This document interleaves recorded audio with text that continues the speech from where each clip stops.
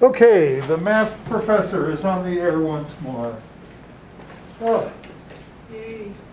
Ladies and gentlemen, also, since we have one attendee on the Zoom,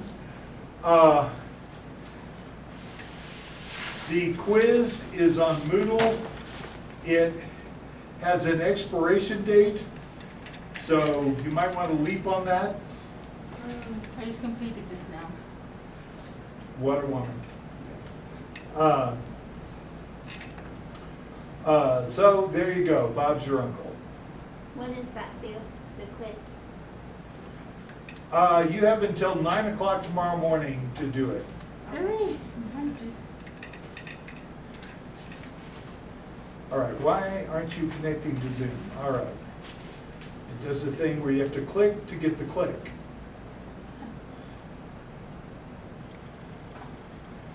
All right, Lyndon James is on the call. We're going to go to share screen.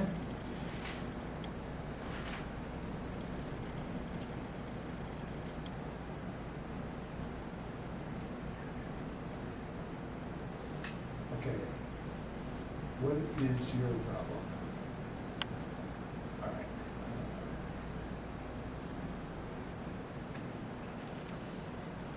All right, so last time we were talking about the process of breaking down the project, making a work breakdown structure and organization breakdown structure.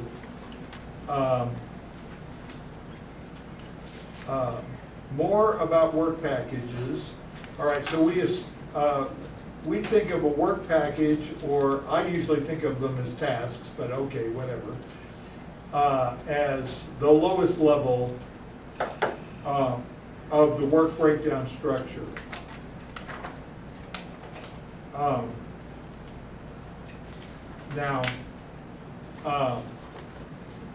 So in other words, it is going to define what is the work for that work package. We should identify the time to complete a work package, how long that is going to take. We will use it to identify a time-phased budget to complete the work package. So our cost, we need to identify the resources within it needed to complete the work package. How much of what? Everything okay over there, Judith? yeah. All right. Thoroughly. Identifies a person responsible for units of work, who's going to do it, and what are the monitoring points or milestones for measuring success within that work package. Now, all of this isn't going to happen at once, right? In the quiz example, really, if you kind of just break down to general work packages, that's kind of what I'm thinking.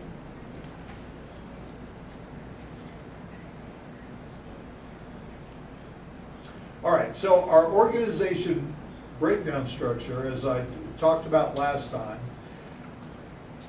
it's how we're going to organize our little project team to handle the project. And so it's rare that we'll have a person or a set of people that are only working on one work package from the beginning of the project to the end. Usually, it's going to form and reform the sub-teams needed to do the packages. Now,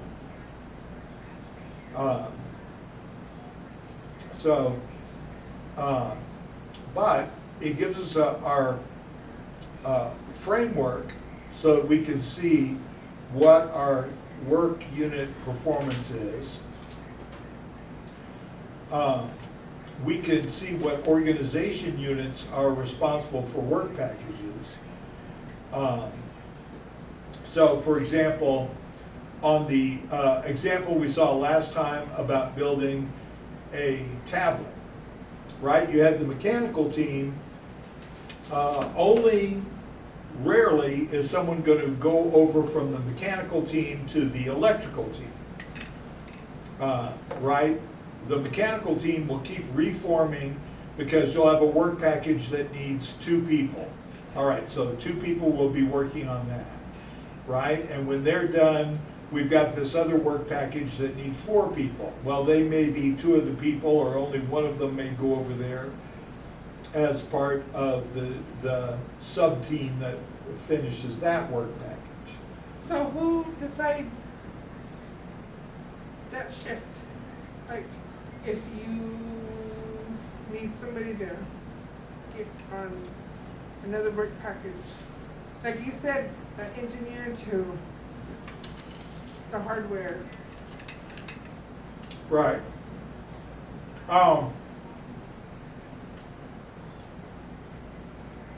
Since you have 3 stable teams from the example from last time,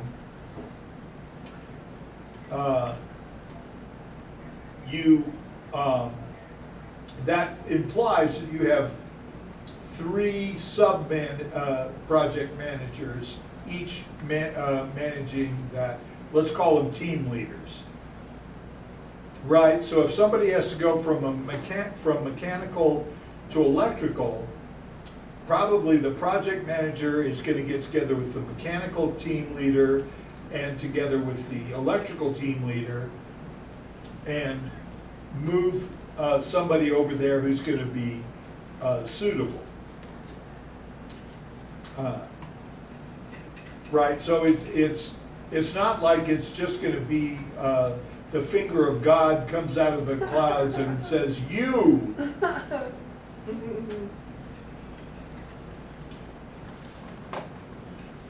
All right, so here we have, again, we've got more of an integration of the work breakdown structure with the organization breakdown structure.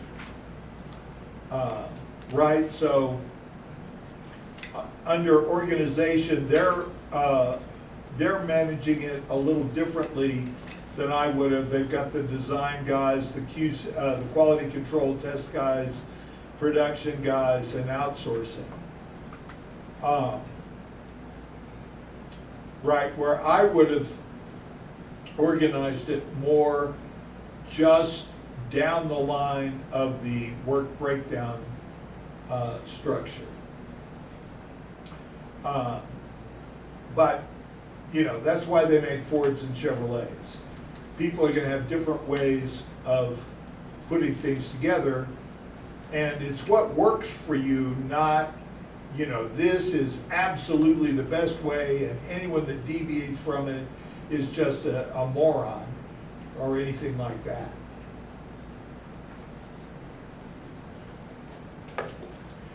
All right, so coding the work breakdown structure in the information system. We want to have some kind of coding system that defines what are the different levels of the work breakdown structure, how it ties into the organization elements, all the work packages, the budget and cost information. And that way, reports can be pulled from the system in the organization structure. Now, I've really only seen this kind of level of information in a project one time. And that was when we had a guy step up and say, I'm tired of all this confusion. So he literally, in his spare time, created this kind of thing where you could pull information from all kinds of different sources to see where the project was. Of course, immediately after he did that, they transferred him to another area, and nobody else wanted to keep up the information in the system, so it fell down immediately. Right? But if you look here, you can see they've got the different levels. Here, 1.1 is hardware. 1.0 is this, 1.0 is the whole project. 1.2 is the CPU.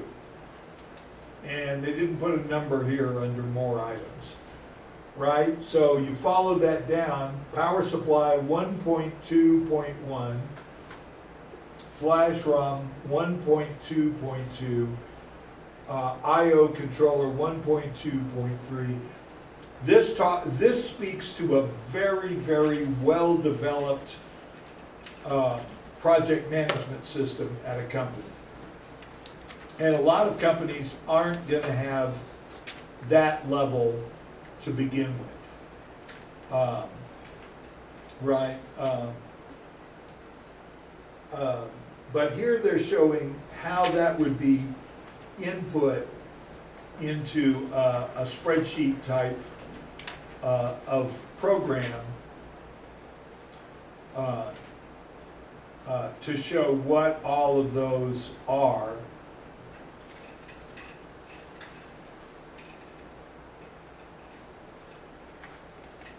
Right, but we might have something where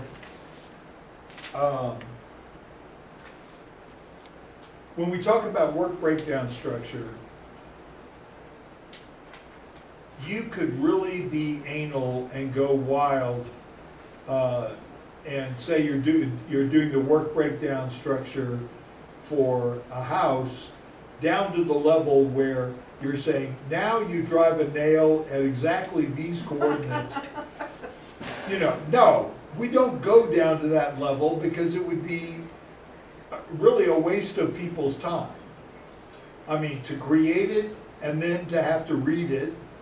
And besides which, if you know anything about the building industry, I don't care how detailed your plan is, the people that are installing it will mess up by having something in the wrong place. Then you have to figure out how we're going to accommodate that, or it's that level of detail. Even if everyone did everything perfectly, it would just be too much, right? So here they're talking about a software development project. At the first level, we have the major phases, which are analysis, design, construct, test, and rollout. All right, well, from design, we have, it comes down to the second level, where we have to define the user interface. And that's a big job by itself. You actually have to do a lot of testing and prototyping and having people come in and fool with your mock-up to see if that's going to work. Develop the technical design, establish the quality requirements, develop the detailed design. And that's all just for design. Right. We're only coming down on design because analysis would have its own little Dumaflachi, construction would, testing would, rollout would. Right? When I say don't go too detailed on work breakdown structure, I don't mean like leave it, have 3 blocks and say, think about it, do it, congratulate ourselves. Right? We want to be, you want to have the appropriate level of detail where you can say, now look, can I get you 2 guys to go do this? Right? I need it to be like this, here's the plan, whatever. Then third level, define the application architecture, define processing flow, design logical database structure, design system interfaces. Well, I've done some programming in my time, but by no means am I gonna claim expertise. But developing software is a big, big job. Typically, software companies have lots of money in the bank because when they're gonna develop a new software project, it is gonna cost a lot of money. And so typically, they'll have a lot of money so that they can pay everyone's salaries for the, 6, 9, 12 months it takes to do the project. Then you're gonna have to do your marketing and start selling it before any money's gonna come back in at all. Much the same way with the pharmaceutical industry, right? When they start to develop a drug, it's gonna be years before they can sell that. So, do you think, I'm sorry to interrupt you, No, that's okay. and I'm sorry for all the questions, but do you think this is what they did for the vaccination for the virus? Yes, but they did it very, very fast. That's what I'm saying. I mean, like, I think it's a little too fast. It's like, I don't know if it's a rush job. And we don't have a fully understanding of which way this virus could take us potentially. We don't. You're absolutely right. And, well, first of all, please ask questions. It is so boring if I just have to sit here and listen to myself. And besides which, I could use some little breaks to catch my breath. Second of all, I think you're right. Look, they're doing a crash program because Americans are scared. People's fears are at different levels. For me, my fear level is relatively low. I have already survived so many medical catastrophes that I'm kind of like, what's one more?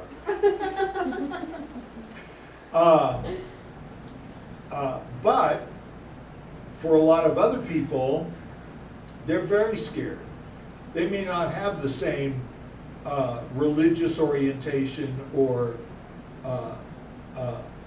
orientation towards death that I do, because I'm from I believe in a religion that has reincarnation. Well, if I'm going to get reincarnated, dying's no big deal. I'll be back tomorrow. But for those who believe that you only live once, or that you live and then you go to a heaven or hell or whatever, death is kind of a scary thing.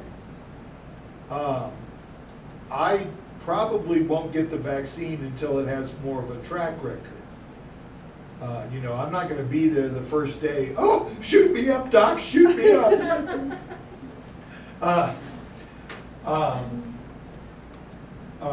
But, again, it all depends. A lot of people are scared not for themselves, but for their children, or for their grandparents or their parents. And that's reasonable. I'm in actually 2 of the higher risk groups by being over 60 and having diabetes. So, yeah, it's kind of fast, but some people are going to take it, some people are not going to take it. Over time, it will prove whether it's a good vaccine or not. So I hope that answers that question. Yeah. Sometimes I get so carried away with the sound of my own voice. I get to the end of what I'm saying and I'm like, did I answer the question?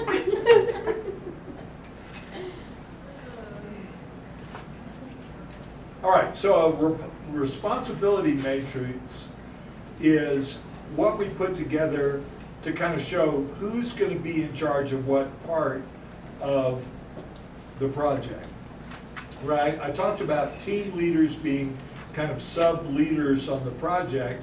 Well, that may switch during different parts of the project because we get to a part where Tylen has greater expertise than any of the rest of us. And then later, we switch to Judith because we got to her part where she has a lot of expertise.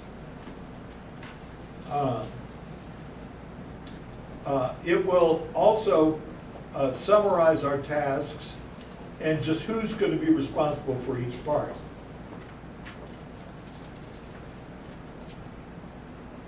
So we're going to list the project activities and the participants in kind of an XY manner. It's should help us clarify what are the interfaces between units and individuals. All participants can see their responsibilities and agree on their assignments. You know, for example, we might come out with the first responsibility matrix and Rebecca says, well, wait a minute, I never did that in my life. What the hell do you want me to be in charge of it for?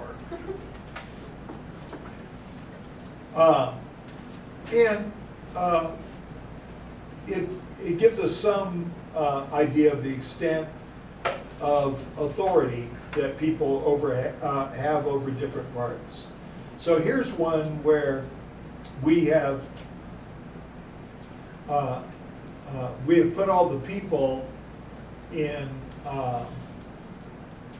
the responsibility matrix. You'll notice they're here on the x-axis.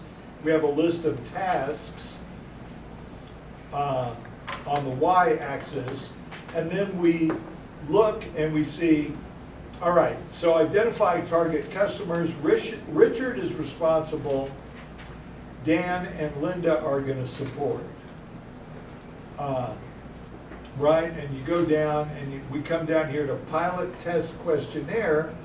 Well, there Dan is responsible with Linda in support.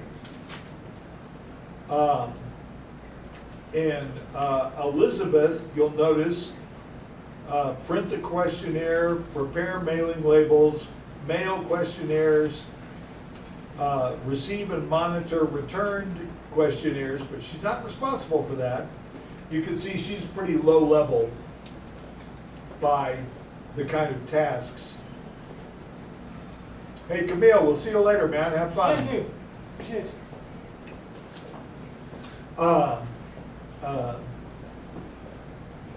Right, but then that way it clarifies,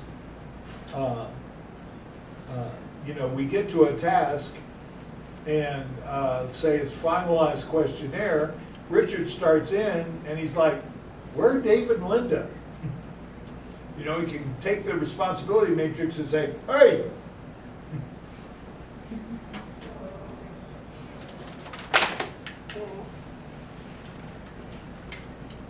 you okay? Uh-huh. Okay.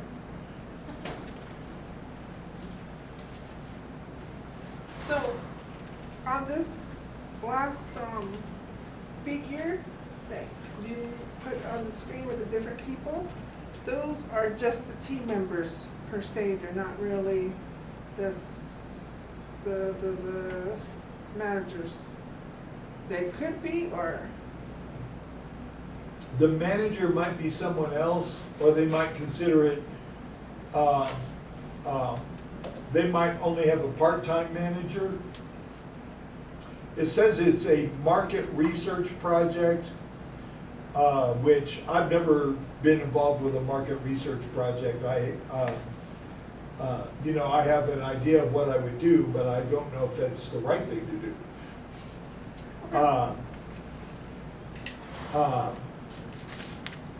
Or it might be that that one of these guys is actually in charge of the marketing department, or they just have to report from time to time. Yeah, you're absolutely right. It's not clear if there is a project manager as such.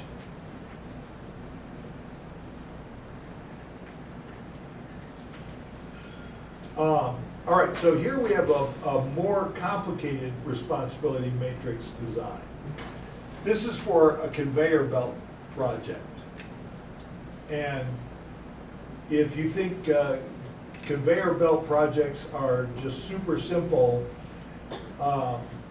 look at a video of an Amazon fulfillment warehouse sometime. And I mean, they got stuff zooming all over the place. So here, though, you'll notice they just list by department: design, development, documentation, assembly, testing, purchasing, quality assurance, manufacturing. And everybody has different, it actually goes by, for example, the architectural designs. Well, design is responsible for those. But in support, we have development and testing, and quality assurance and manufacturing have to be consulted. Right, and boy, I'm trying to see one that has all five, and I don't really.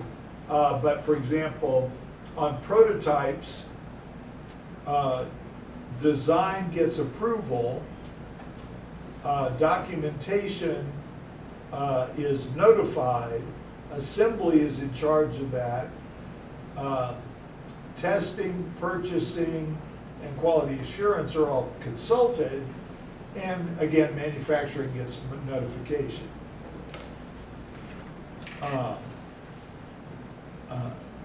Right, so, and this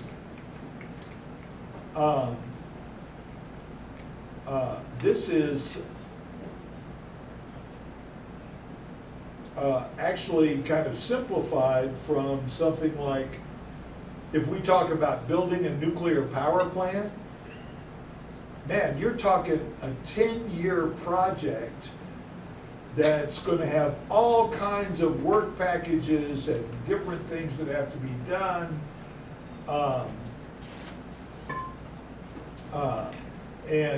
It's going to be even more complicated than what we have here.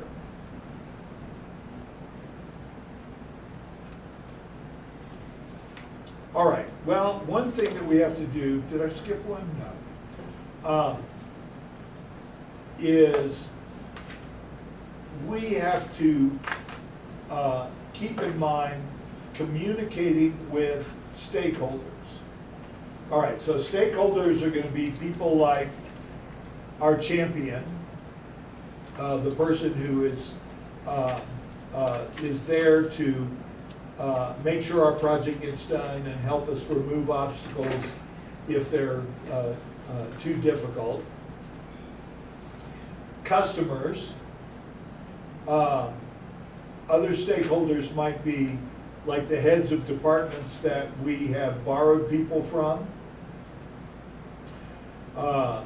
Upper management, the board of directors, all of these people are going to have some desire to know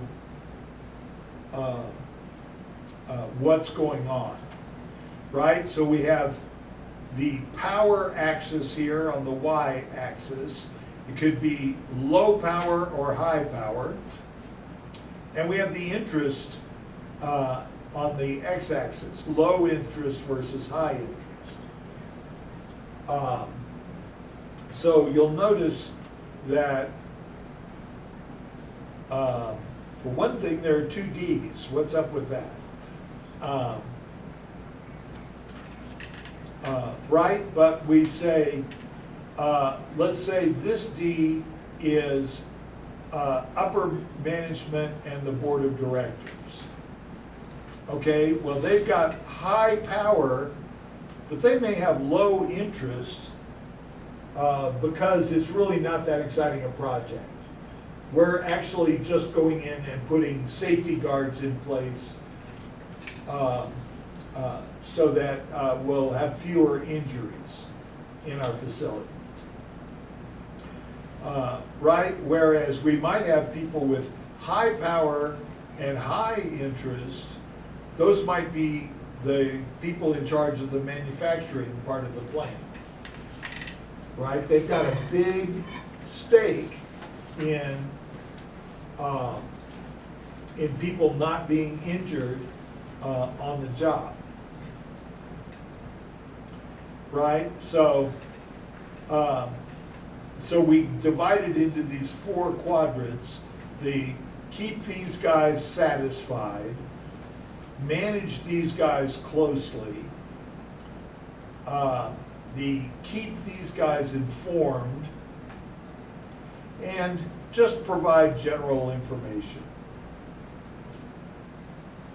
Okay, so these guys that have high power and high interest, we manage them closely because having high power, they can throw a monkey wrench into everything we're doing and suddenly start making demands and, you know, things that we don't want to happen.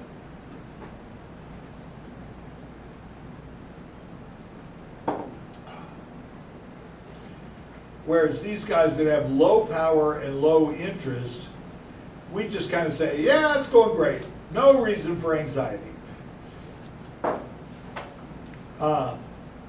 Right, so we treat the people that fall into these quadrants in slightly different ways. Right, these guys with high power and high interest, we may be sending them very detailed reports on what's happening in our project, where the low power, low interest guys, we're kind of putting something in the company newsletter every week. Yeah, the safety project is going great.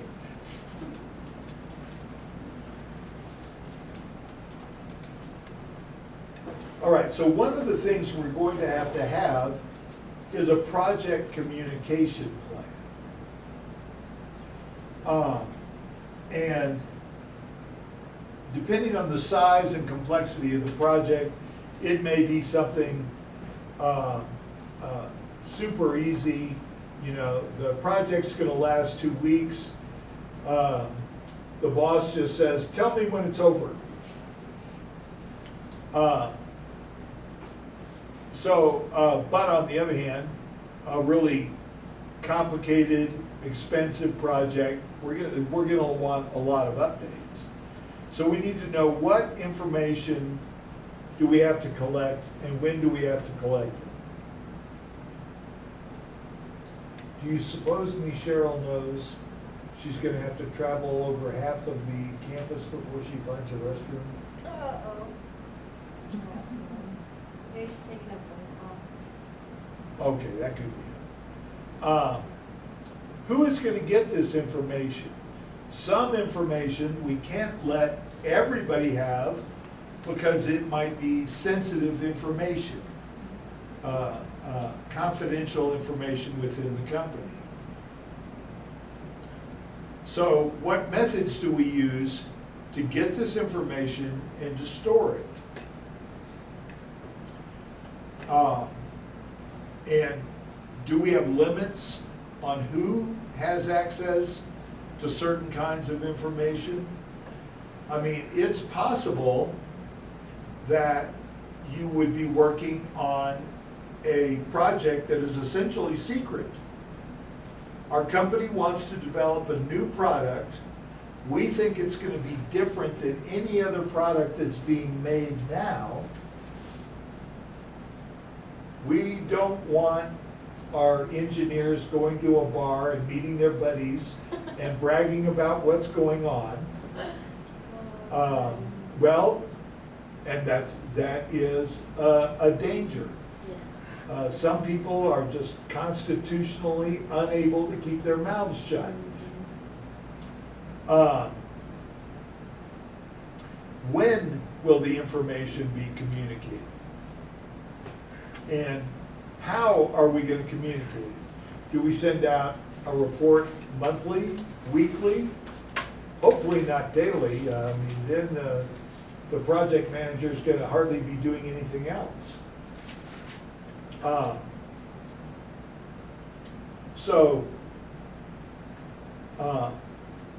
we have to consider the information we're gonna be dispersing. And we have to consider what, if any, of this information needs to be very close hold, that very few people can know this information.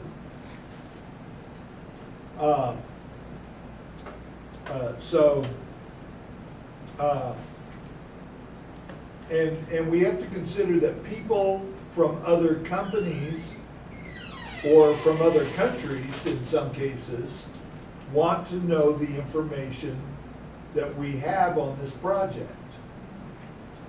I actually had this happen once. Now, when we were working at the Army Depot, we're just trying to make the process better. We're doing method improvement, and we're doing work measurement work. I mean, all not what I would call super secret, but theoretically everything we were doing was confidential for official use only.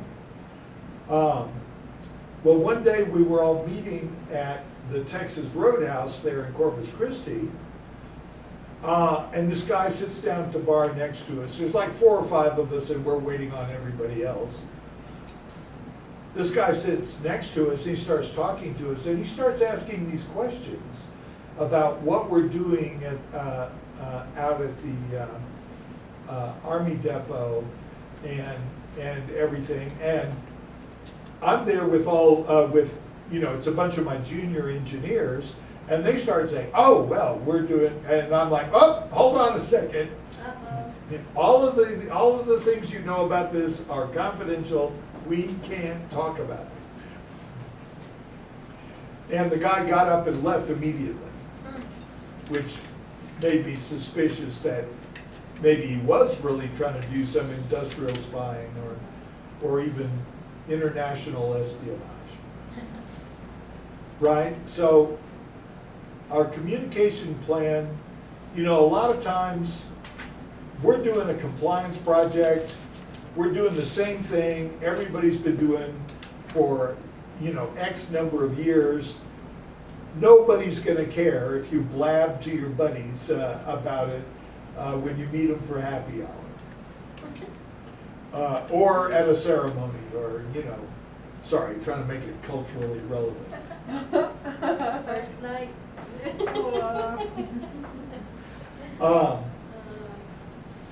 Right, but again, you might be involved with a confidential project, and then it's gonna make a big difference.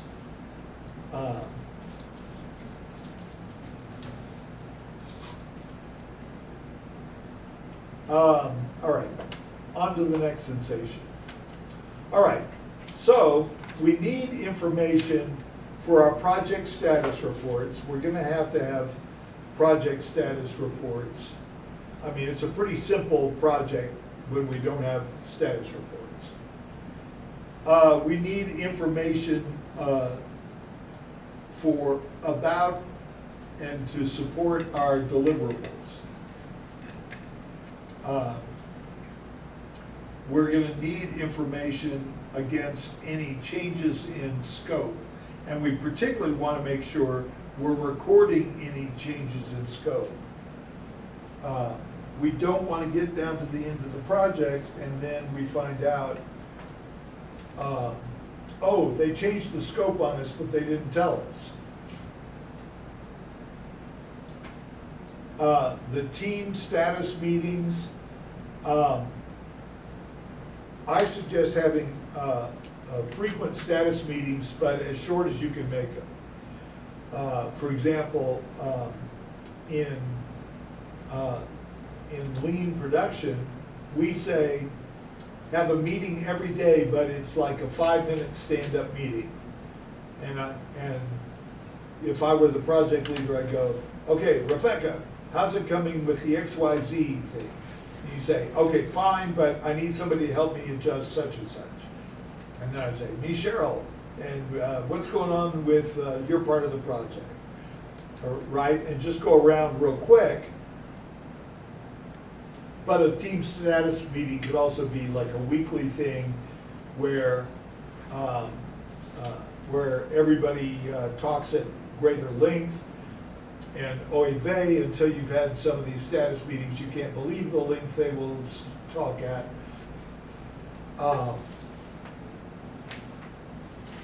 We're gonna need information for gating decisions. And a gating decision is when we get to a point where we've kind of got to go one way or the other. In other words, we got to go through the gate or not go through the gate. Of course, it could be gating decisions, the decision whether you're going to go to work strapped. But, okay, I'm lying. Probably, unless you're a police officer, you don't go to work strapped.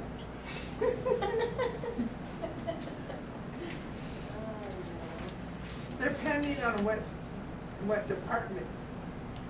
If you work, no, yeah, you're right. Well, I mean, even in the fire department, there are people that report every day with guns. Fire investigators, you better be carrying a gun, because you find somebody that's burned down their business for insurance fraud, you don't know how they're gonna react. Accepted request changes.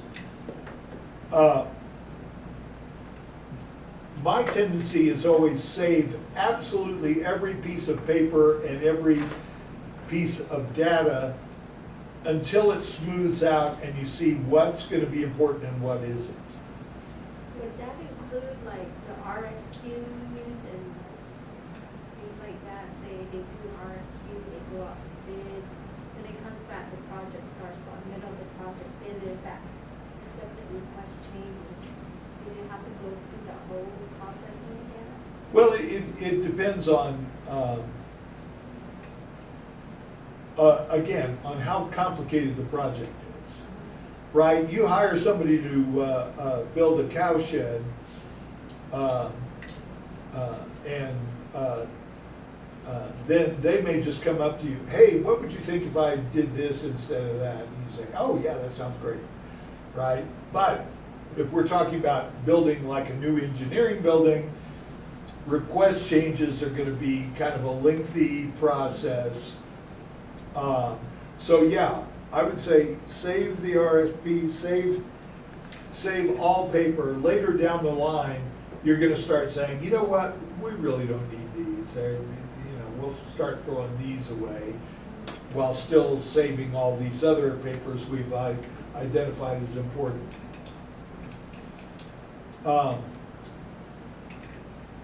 But save emails too. You can't believe how crucial an email might become at a later time where the customer is casually saying, oh, by the way, throw this in. And then you get down to the end, you put that in, whatever it is, and they're like, what? I'm not paying for that. I didn't ask for that. Action items.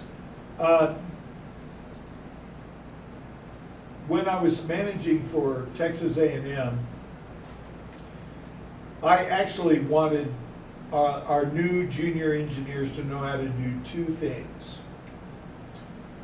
Use Excel and be able to go to a meeting, come back, write a report, say who was there, what happened, and what are the action items we're responsible for. Right? Then you take the action items, you put them up on a board, or some other way of communicating that this has to be done.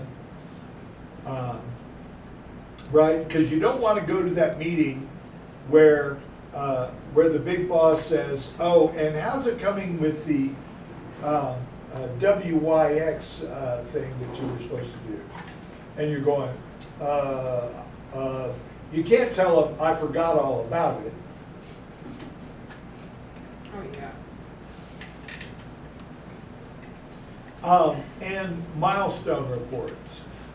All of these things have to be rolled up. In fact, when I was working with the A&M project, oh my God, we had to do a monthly report, and at the end of the contract, we would do a report where we put all the monthly reports in.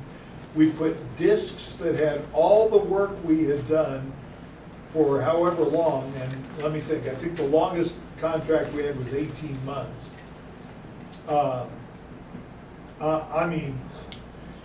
It would be a big old honking binder that we'd hand over to the government. In fact, we had to make like 8 of them, and one went to our boss up in San Antonio. One went to College Station, to the main Texas A&M archives. One went to the Office of Sponsored Research at A&M. One to the government, one we kept there in the office on, I was just like, oh my God. All right, so as we develop our communication plan, we've got to do stakeholder analysis. Who has a stake in this, and how much of a stake do they have? Again, we're going to have people that have low power and low interest. They might fall into the stakeholder category where we need to keep them somewhat informed, all the way up to the big bosses who are going to have kind of comprehensive reports, right? So we've got to know what our information needs are. What are our sources of information? How are we going to disseminate that information, right? Are we going to make big binders like we did on the A&M project and send things out that way? Are we going to send a casual email every week? How are we going to do it? And whose responsibility is it, and what is the timing?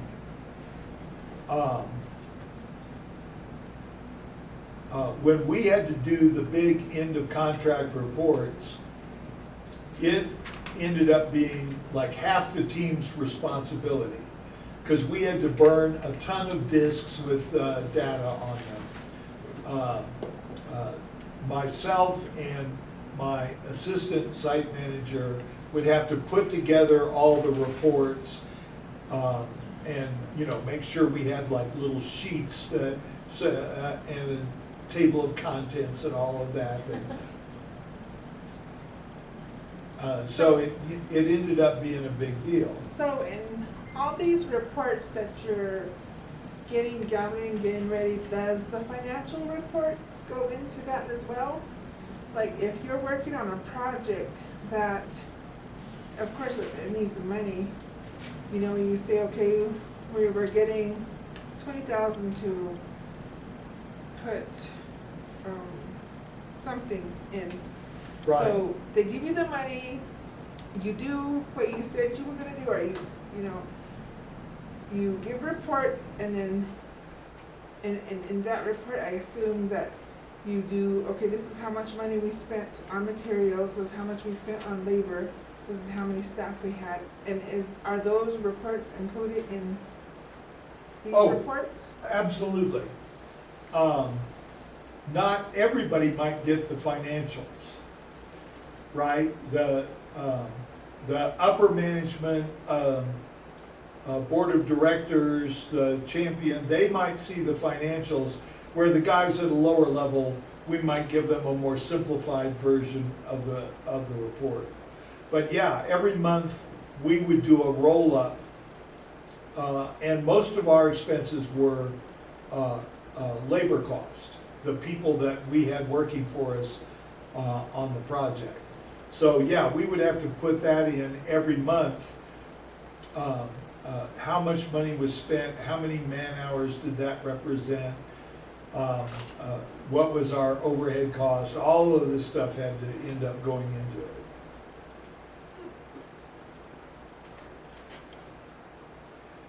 All right, so here they're saying it's a shale oil research project, and this is their communication plan. So they're saying, what information do we have? We have a milestone report, project status reports and agendas, team status reports, issues reports, escalation reports, outsourcing performance, accepted change requests, and oversight gate activities. Right? So all of those, each of those has a target audience that they go to. They have a time when they come out, a method that we're communicating, right? And you'll notice some of the communications are just, all we do is email out that information. Can I ask you what an escalation report is? I was afraid you were gonna ask me that. It could be how many times we rode the escalator, but I doubt that's what it means.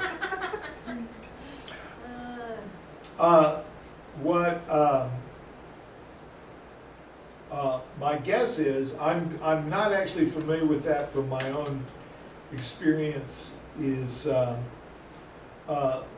may be when we start to talk out of scope type stuff, and whether we're going to do something or not. Although that then begs the question, what is accepted change requests?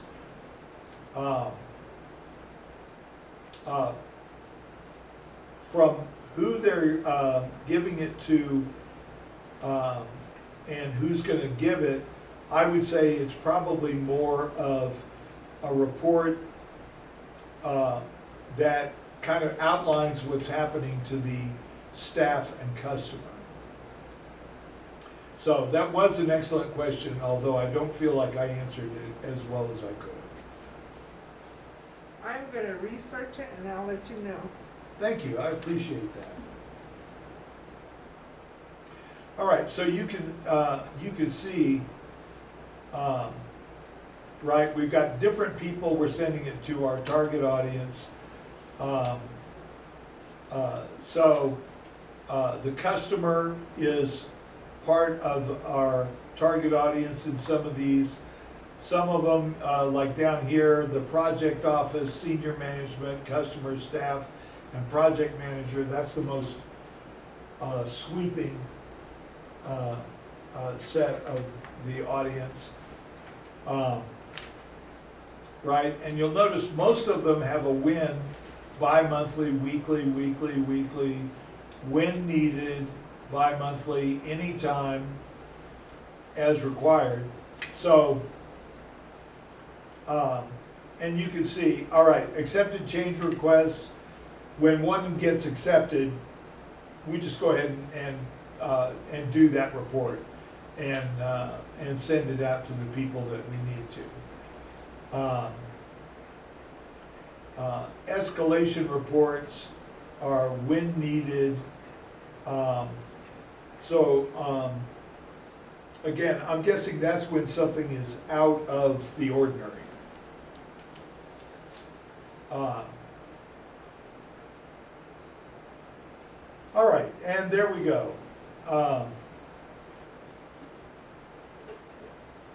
So let me go ahead and throw the class open to any other questions you may have. Now, of course, like so many textbooks and so many presentations from textbooks, we're going through a lot of complicated stuff really fast.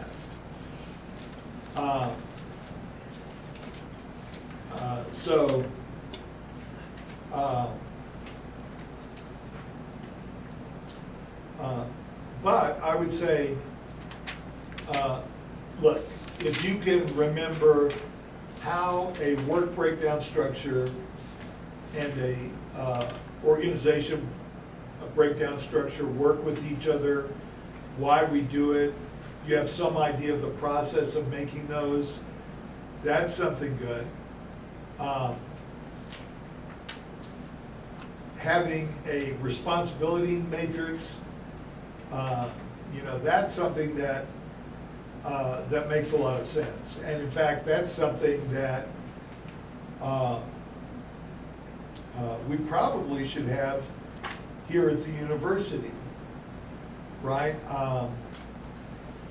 Probably only Rebecca and I are in the loop for some of these emails where they say, what do they say when somebody's going to go on leave and they say, this person can sign for me? Delegation.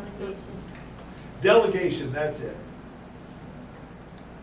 And what were you going to say, Cheryl? Don't be stupid? No, I said delegation, but I have a couple of questions for you.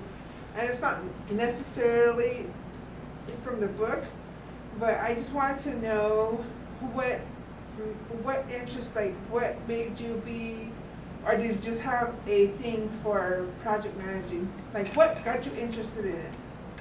Like what about it made you think, I could probably do that for the rest of my life?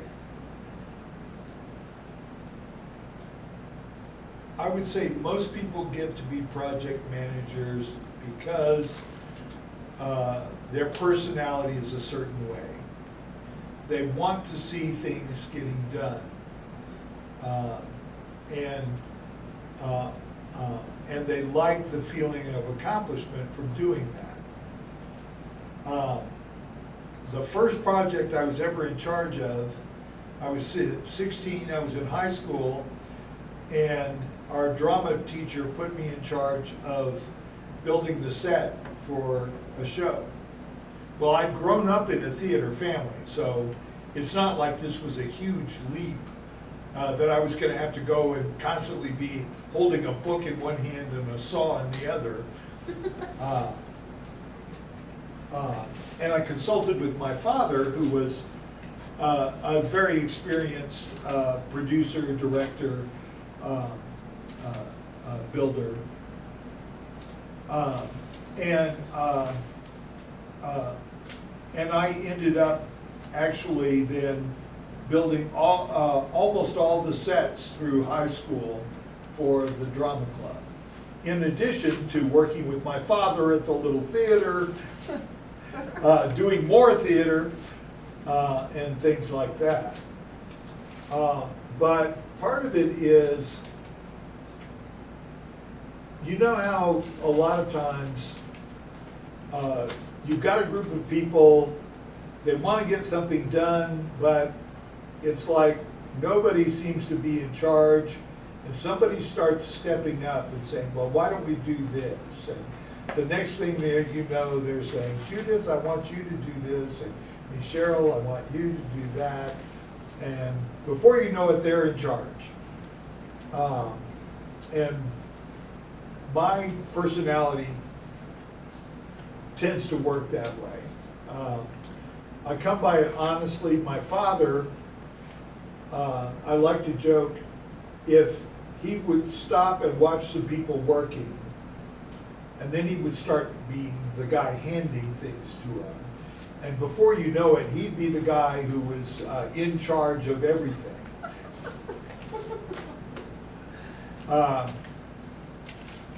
In fact, he said that's why he was in pre-med in college, and he walked by the theater shop, and some guys were working, and he kind of went in and started working with them, and he said, I never finished pre-med. I switched to theater.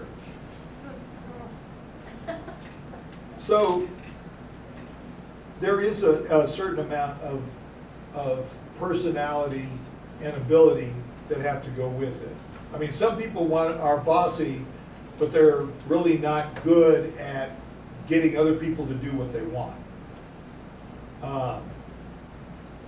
Or they don't either, or they actually don't know what they're doing, they just want to be in charge. So it ends up being kind of a natural thing. Some people, they really don't want to be in charge. If you put them in charge, oh my God, they may have a panic attack and fall on the floor, and next thing you know, we're calling an ambulance. But there are people that really like the challenge, the intellectual challenge, or sometimes the physical challenge of doing the job. So your main thing is engineering for the school, right? Right. So when you went to school, did you have to go take some like this kind of class, like the same class, like involving project management? And if you did, is there any differences from when you took it to now, or is it kind of the same? Now, things are a lot tighter as far as the way a large company organizes projects. Think about Henry Ford for a moment. In some ways, Henry Ford was kind of a deplorable character, but one thing that he would do is if somebody came up and they had a good idea, he would put them in charge of the project. No matter what their position was, they were the guy that swept the floor. All right, here, go do that project, make it happen.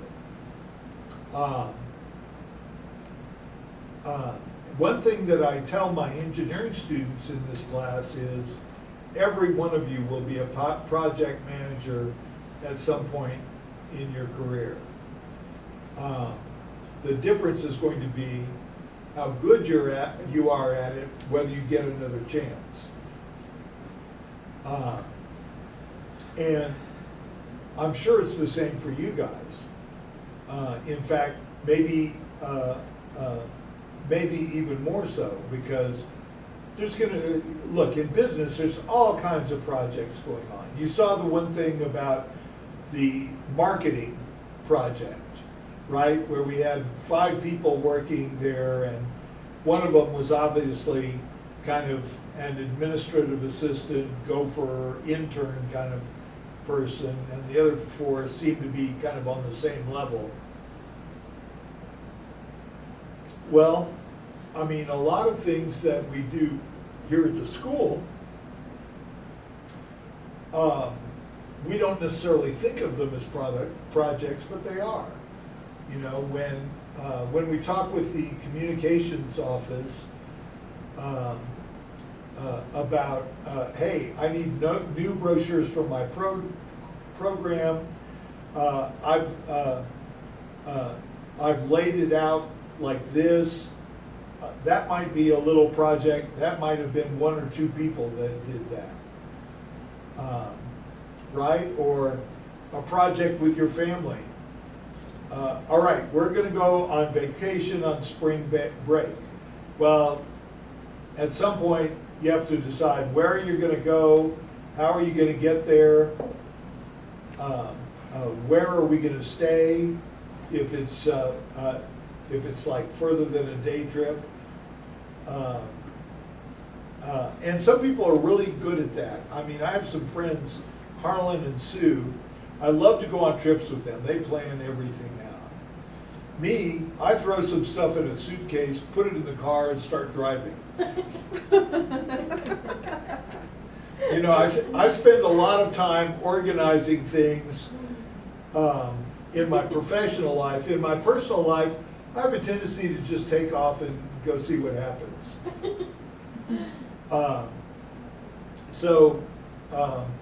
But I mean, we all do projects. We just don't always think of them as projects. I didn't never thought about, like, when you told us to write about one time you did a project, and I was sitting there thinking, and that's what I thought, everything I almost do in my everyday life could be considered as a project.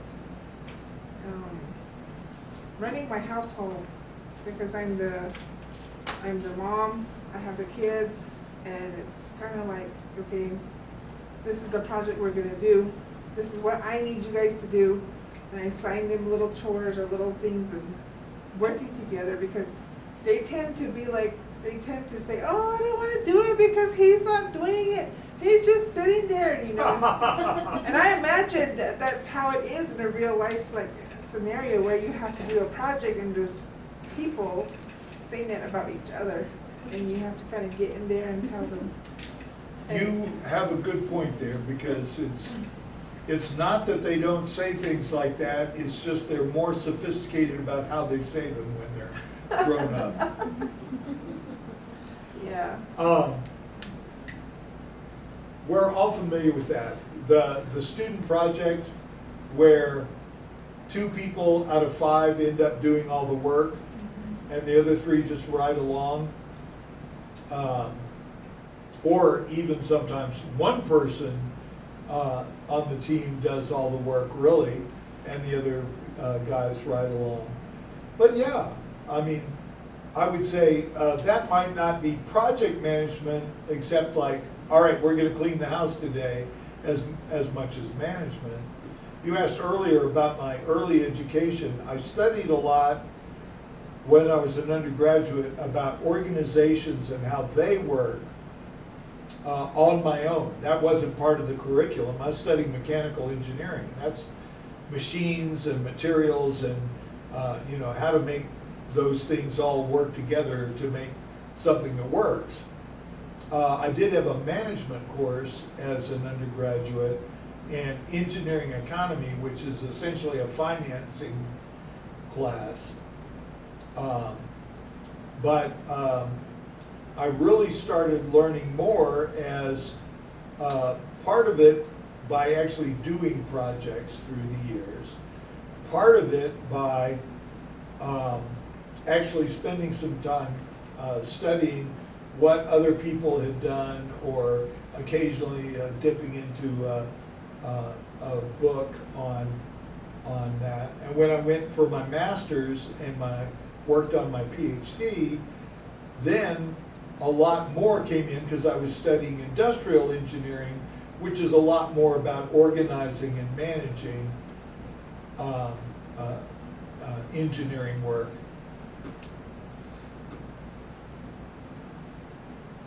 How many projects did you work on when you were at Texas A&M all together?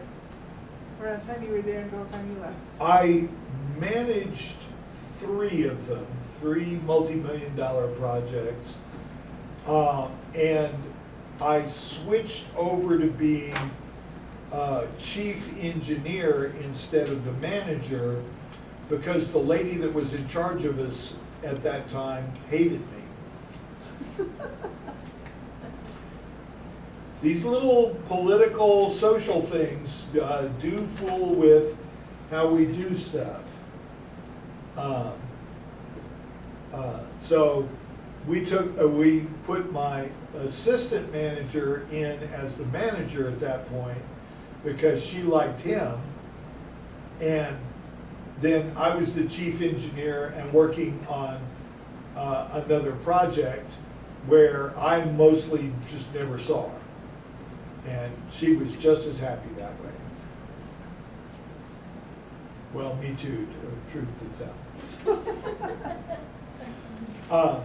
But, you know, I managed a lot of projects over the years, but those were like the super huge ones. Lower down than that, you know, we're talking at most projects in the tens of thousands of dollars as far as the budget. Hundreds of thousands, I guess, if you count the salaries of the people that were working, but I usually didn't have control over that.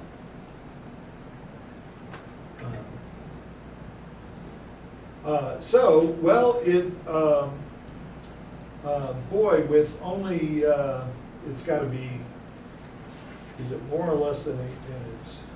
That's- It is until the end of class. With 8 minutes, I hesitate to start a whole new chapter. So I'll ask one more time if there are any questions. And Lyndon, feel free to pipe up here, man. We've never heard your voice yet.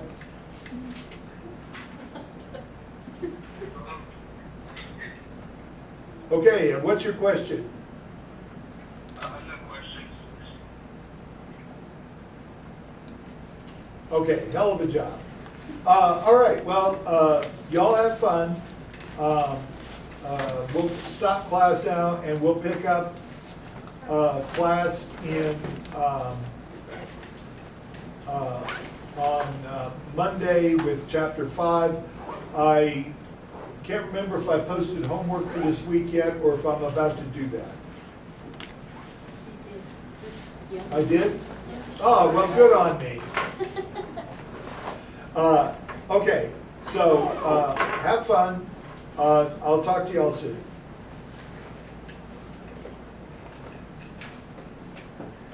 So let us now escape. Okay, good. I'm leaving this. All right, I'll post the video as soon as possible, although y'all may not want to hear me talk that much. I think it's very interesting. I'm pretty interested in learning about project management. Good. I feel like you said, as we're going into our bachelor's program, it's more of a managing and, like you said, a lot of organization studying.